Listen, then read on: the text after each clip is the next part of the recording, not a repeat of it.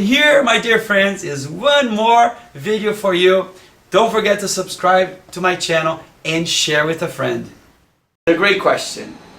Is coffee bad? Is caffeine bad? Is it one the same? No. No, no, no. Caffeine good. Coffee bad. Caffeine good. Coffee bad. Caffeine good. Coffee bad. For example, caffeine can come from guarana. Guaraná em português. Guarana, which speeds up your metabolism, helps you get nice and skinny, makes you, very awake. But let's talk about coffee. So it's the curing process of coffee that makes it highly poisonous. As a matter of fact, there is one step in the lengthy curing of coffee which involves cyanide. Look, I was a chemist before I was a doctor, and then eventually 27 years as a surgeon. So I have 2 Harvard degrees.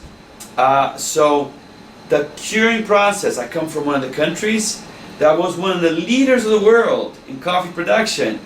I understand coffee, although the last time I had coffee was in 1974, the year I became Mormon. So nothing to do with religion, coffee.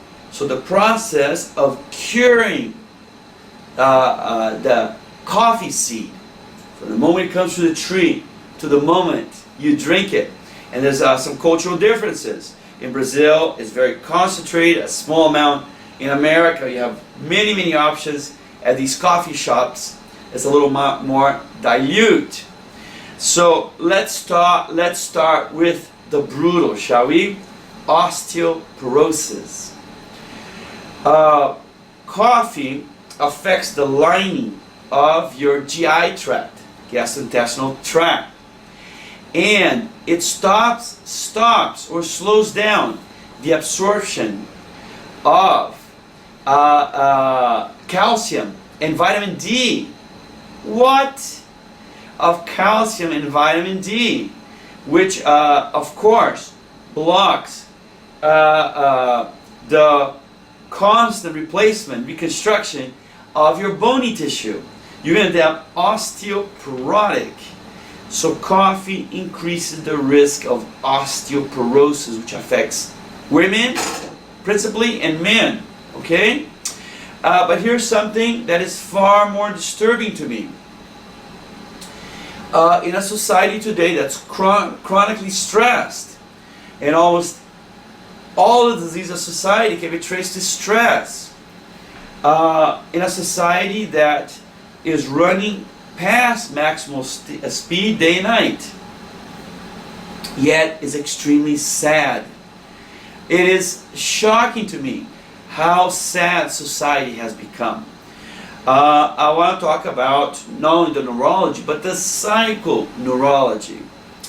When you consume coffee, it will block the absorption of the B complexes. Some example, B5, B6, B1, B12.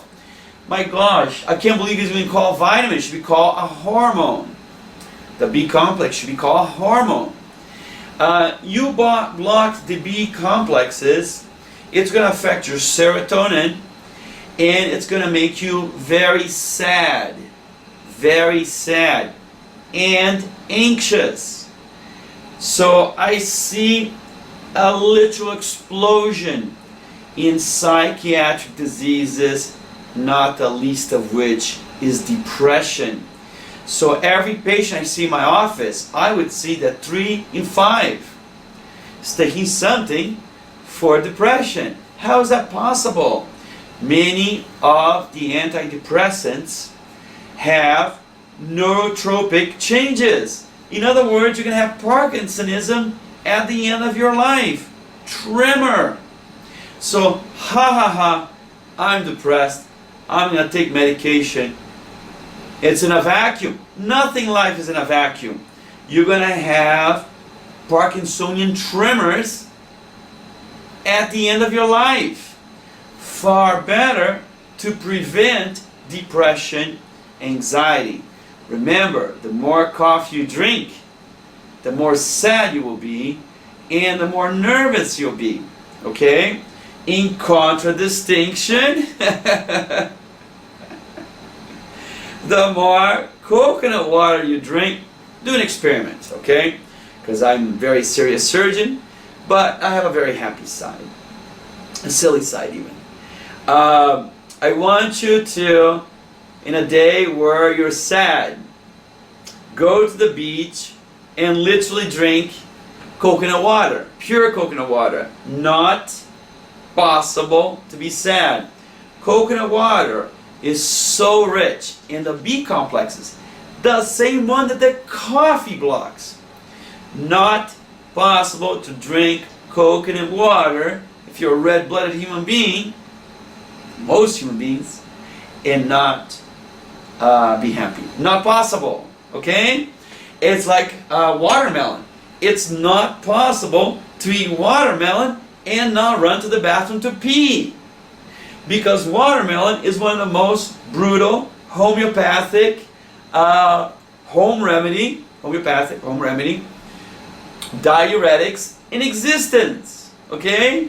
So, what I'm trying to say is these things work for good or for bad. So if you keep drinking a coffee, you're going to be a nervous wreck, you're going to be very sad, and your bones will be brittle. Remember, chocolate, here's some chocolate, some pure chocolate here.